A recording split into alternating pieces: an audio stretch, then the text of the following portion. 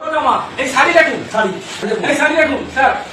আচ্ছা আর কি আছে এখানে ভালো ভালো অবস্থায় একটা কাছে এটা বিছানা, এটা তো ওয়ান সাইড নেই। এই দেখুন, এই কন্ডম দেখুন। ও স্যার, এই দেখুন, কন্ডম দেখুন। এদিকে এদিকে কন্ডম দেখুন 15 বছর ধরে তৃণমূলের যে অপসংস্কৃতি এবং দুর্নীতি এবং বিভিন্ন ধরনের নারীদের প্রতি যে নৃশংস অত্যাচার সেটা আজকে আমরা জনসমক্ষের সামনে তুলে ধরেছি।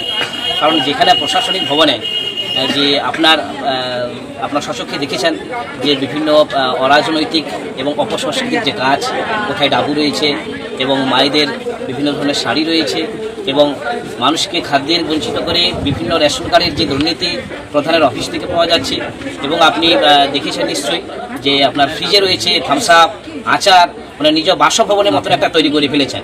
এবং আপনারা এটা মিডিয়াতেও দেখেছেন যে উপরে একটি সুন্দর একটা বাসভবনের মধ্যে দিয়ে একটা সাহিত্য রুম করেছেন, যেটা তিনি শাহজাহানের দ্বিতীয় শাহজাহান বলা যায়, যেটা আমাদের এই পূর্ব মেদিনীপুর জেলার 13 নম্বর সাউথখন্ড অঞ্চলে তিনি শাহজাহানের দ্বিতীয় রুম বানিয়েছেন, যেটা জনগণের সামনে আজকে তুলে ধরেছে।